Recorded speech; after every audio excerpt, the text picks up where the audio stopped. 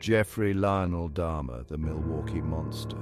His crimes, a grotesque tapestry of murder, dismemberment, and cannibalism, shocked even the most hardened law enforcement veterans. Dahmer's apartment, a charnel house masquerading as a home, revealed the true depths of his depravity. 17 young men, their lives brutally extinguished, their bodies desecrated in ways that defy comprehension. Dahmer preyed upon the vulnerable, often luring young men from marginalized communities into his web of horror. His chilling confessions sent shockwaves through America and beyond.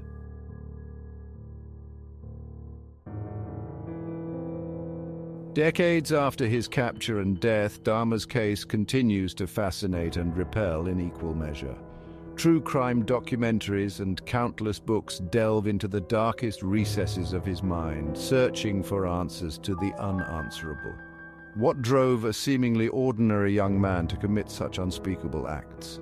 The passage of time has done little to diminish the horror of his crimes. His story serves as a chilling reminder that monsters rarely announce themselves. The name Jeffrey Dahmer remains synonymous with pure evil, a chilling reminder of the darkness that can lurk beneath the surface of even the most seemingly ordinary individuals.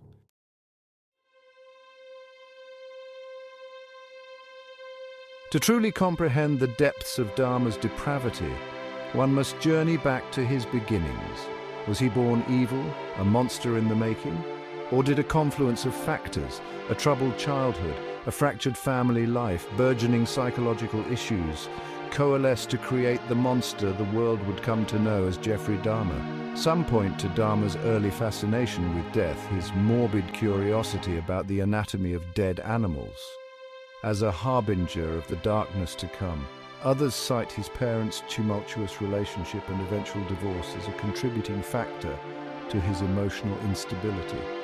Join us as we delve into the dark mind of Jeffrey Dahmer, exploring the complex interplay of nature and nurture that gave rise to one of history's most notorious serial killers.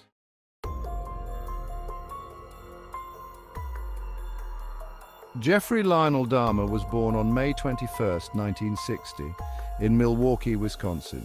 His arrival seemed ordinary, a seemingly healthy baby boy welcomed into the world by Lionel and Joyce Dahmer.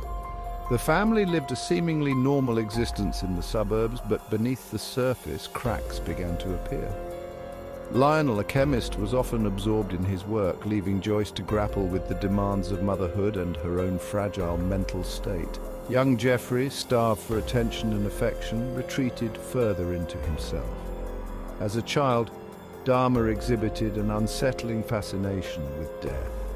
What began as a childhood curiosity about animal bones found in the woods morphed into something more sinister.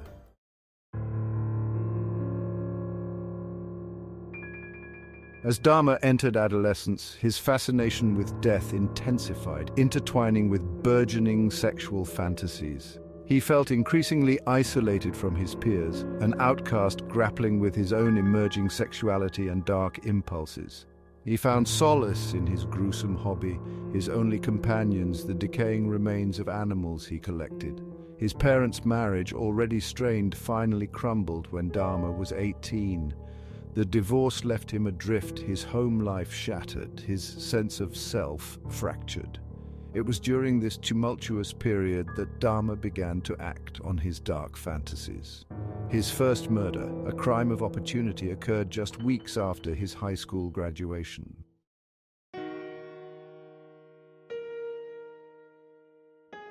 Looking back, there were missed signals, red flags that hinted at the darkness festering within Dahmer. His erratic behavior, his increasing isolation, his morbid preoccupations, all pointed to a deeply troubled individual on a collision course with his own demons. Teachers and classmates noticed his social awkwardness, his tendency to withdraw, but none saw beyond the surface. His parents, preoccupied with their own problems, seemed oblivious to the depth of their son's psychological descent. Even after a drunk driving arrest and subsequent court-ordered therapy, Dahmer's dark impulses remained unchecked.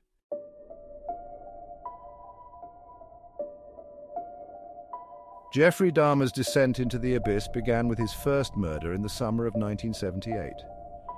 Fresh out of high school, he picked up Stephen Hicks, a hitchhiker, and lured him back to his family home. An innocent invitation to drink quickly turned sinister. Dahmer bludgeoned Hicks with a dumbbell, strangled him, and then dismembered his body. This first murder was not meticulously planned. It was impulsive and driven by an overwhelming desire for control and possession. Dahmer later confessed that he wanted to keep Hicks with him, that the act of killing was an attempt to make his victim submissive forever. This twisted need for eternal companionship would become a recurring theme in his murders.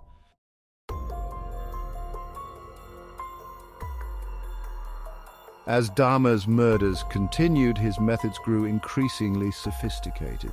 He no longer acted on impulse alone.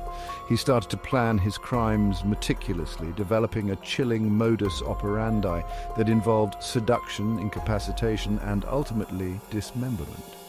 Dahmer often targeted gay bars and clubs, places where he could find young men who were either living on the fringes of society or simply looking for a night of fun.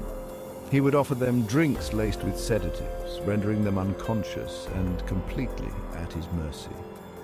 This method allowed him to control his victims entirely, ensuring they could not fight back.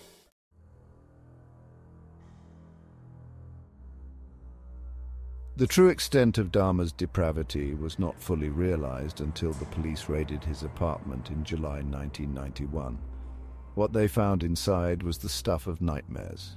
A small, seemingly ordinary living space that concealed horrors beyond imagination. Body parts stored in the refrigerator, a 57-gallon drum filled with acid where he dissolved his victims, and a closet containing skulls and severed heads. The sheer scale of his grotesque collection was staggering.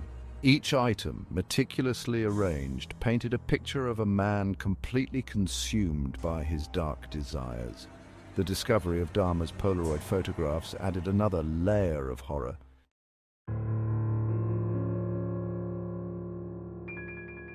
Jeffrey Dahmer's choice of victims was not random. He preyed upon the marginalized, targeting young men of color, many of whom were gay, bisexual, or transient. This pattern of predation speaks volumes about his calculated approach to selecting those he deemed vulnerable and less likely to be missed. His victims were often lured with promises of money, alcohol, or companionship. Dahmer's ability to appear unassuming and trustworthy enabled him to gain their confidence quickly. This facade of normalcy was his greatest weapon, allowing him to strike undetected.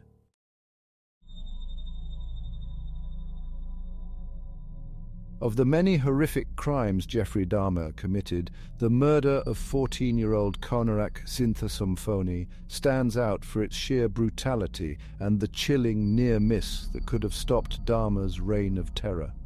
On the evening of May 27, 1991, Dahmer encountered Sinthasomphony, luring him back to his apartment with the promise of money for posing for photos.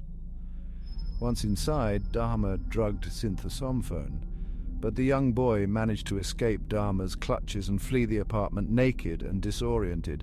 Two young women spotted Sinthasomphone bleeding and disoriented and immediately called 911. Dahmer, realizing his victim had escaped, intercepted the police officers, convincing them that Sinthasomphone was his 19-year-old lover and that they had a mere lover's quarrel.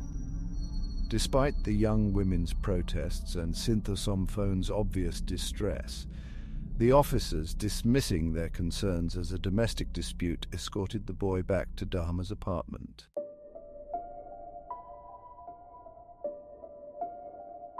Dahmer's compulsion to document his crimes, to capture each gruesome stage of his ritualistic murders, ultimately played a crucial role in his downfall. He meticulously photographed his victims, posing their bodies in various states of dismemberment, as if creating a macabre photo album of his dark conquests. These Polaroids, discovered scattered throughout his apartment, provided irrefutable evidence of Dahmer's guilt. The images were horrifying, depicting his victims in various stages of dismemberment and decay. They provided a glimpse into the mind of a serial killer, showcasing his chilling detachment, his obsession with control, and his utter disregard for human life.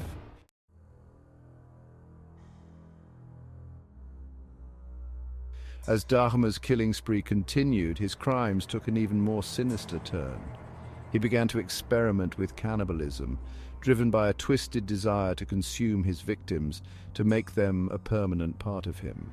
Dahmer would later confess to consuming the hearts, livers, and biceps of some of his victims, describing the taste as similar to beef. This gruesome detail, revealed during his confession, sent shockwaves through the nation, adding another layer of horror to an already unimaginable case. He claimed that cannibalism was a way for him to feel closer to his victims, to keep them with him in the most intimate way possible. Dahmer's descent into cannibalism, a horrifying testament to the depths of human depravity, shocked even the most seasoned investigators.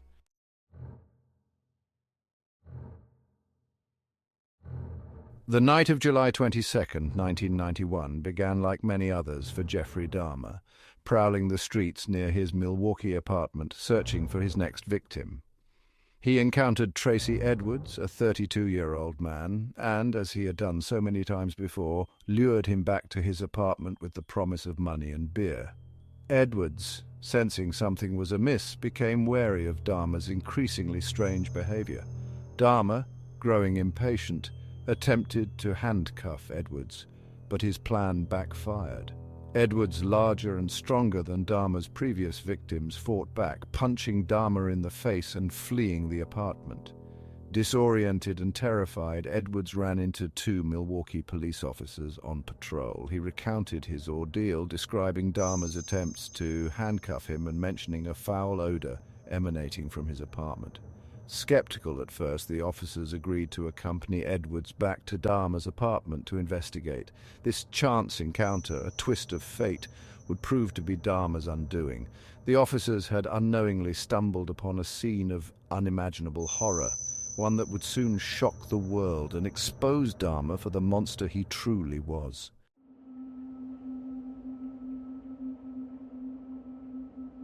Accompanied by Edwards, the police officers approached Dahmer's apartment door, their suspicions growing with each step. Dahmer, calm and collected, invited them inside. He claimed it was nothing more than a lover's quarrel.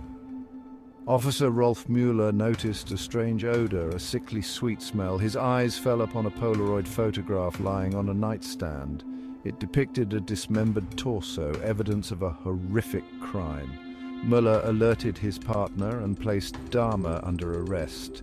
As they searched, the full extent of Dahmer's depravity became clear. Inside the refrigerator, they discovered severed heads. In a closet, they found a drum filled with acid. Dahmer confessed to his crimes, recounting his gruesome acts. The Milwaukee police had stumbled upon a chamber of horrors, and Dahmer was finally going to answer for his sins.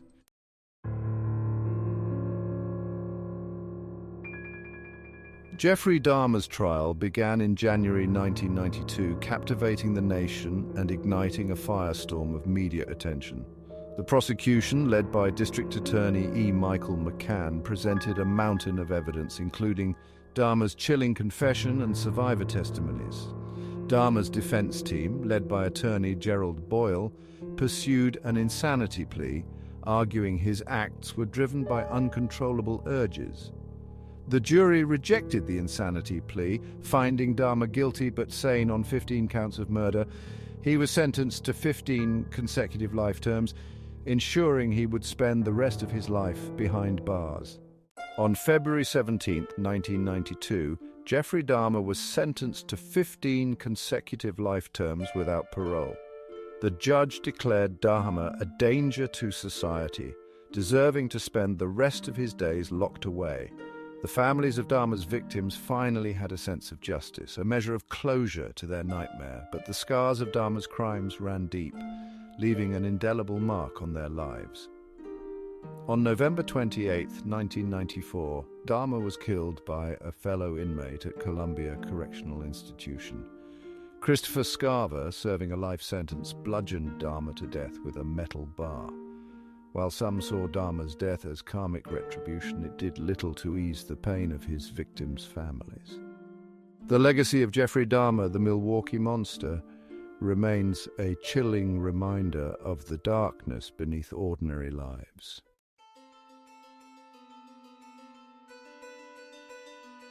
Even in death, Jeffrey Dahmer continues to cast a long shadow over popular culture. His crimes have been the subject of countless books, documentaries, and television shows. The true crime genre has kept Dahmer's memory alive, ensuring his name remains synonymous with evil. But Dahmer's story is more than just a morbid curiosity. It serves as a reminder of the importance of recognizing and addressing the warning signs of mental illness. Dahmer's crimes expose systemic failures in law enforcement and social services. The debate over what motivated Dahmer's crimes continues to rage. Was he born evil or shaped by the traumas of his childhood? The answer is likely a combination of genetic predisposition and environmental factors. In the end, Dahmer's story is a cautionary tale, a reminder that evil can wear many faces.